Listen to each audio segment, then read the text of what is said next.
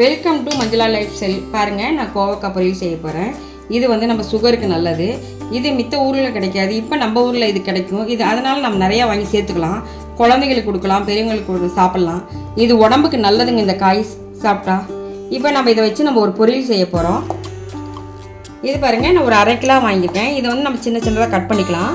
தாளிப்பதற்கு நான் பெரிய வெங்காயம் கட் பண்ணியிருக்கேன் 2, மல்லிகை ரோப்பில், தேவையான உப்பு, கடுகு உளுத்தம் பருப்புங்க. இதுக்கு நம்ம வரமிளகாத்தூள் சேர்த்திக்கலாம்.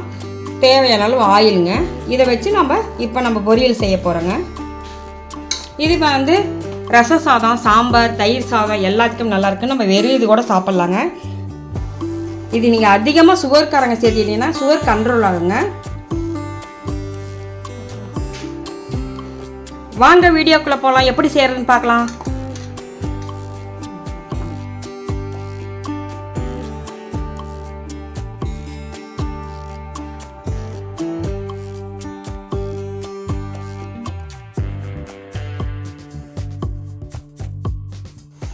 கோவக்காய் பாருங்கள், நம்ம இந்த மாரி நம்ம கட் பண்ணி வச்சுக்கிட்டோம். இப்போ நம்ம இதை பொரியல் பண்ணிடலாம். இப்போ ஒரு காயை வந்து 3-4 பாருங்கள், இப்போ நீள வாக்கில் கட் பண்ணிக்கோங்க.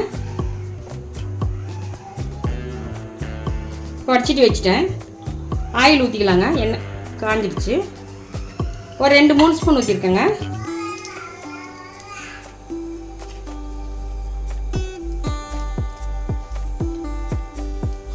இப்போ கடுகு உளுத்தம் பருப்பு போட்டுக்கலாங்க. எண்ணெய் காஞ்சிடுச்சு.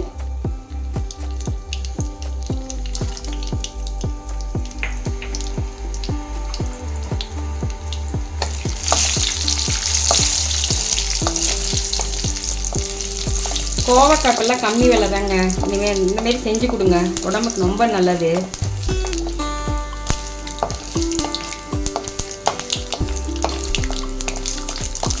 இந்தமாரி வணக்கி கொடுத்தீங்கன்னா நல்லாயிருக்குங்க. பாருங்கள், பொரிஞ்சிடுச்சு. இப்போ நம்ம வெங்காயமும் மல்லிகை கருவேப்பிலை எல்லாத்தையும் போட்டுடலாங்க.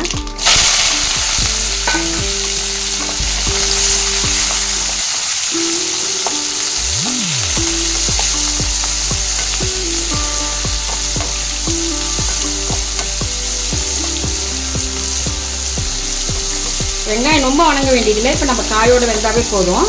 ஓரளவுக்கு இதாகிடுச்சு. இப்போ நம்ம இந்த காய் சேர்த்திக்கலாங்க.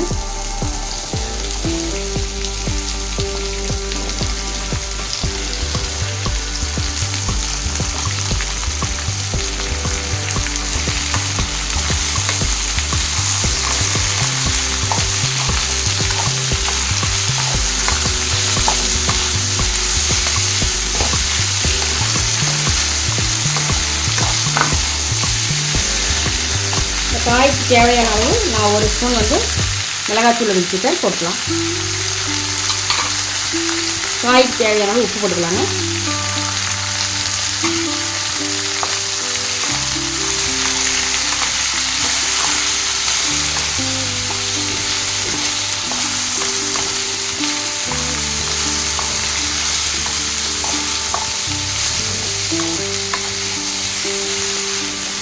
நிறைய தண்ணி ஊற்ற வேண்டாம். நம்ம கொஞ்சமாக ஒரு 1/2 டம்ளர் கொஞ்சமாக தொளிச்சுட்டுருவோங்க.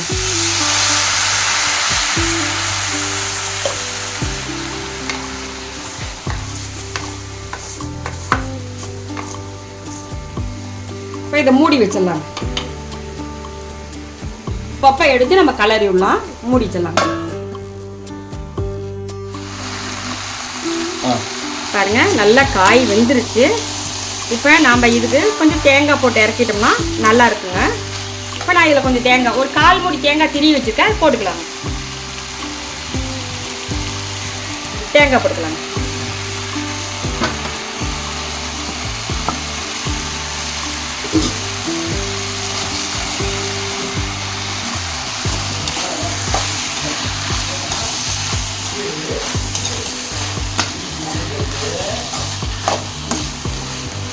போதுங்க, நிறுத்திடுவோம். பாருங்கள், கோவக்காய் பொரியல் ரெடி ஆயிடுச்சு.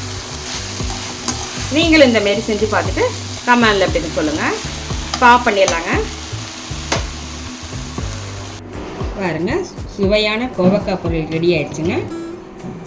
வாங்க சாப்பிட்லாம்.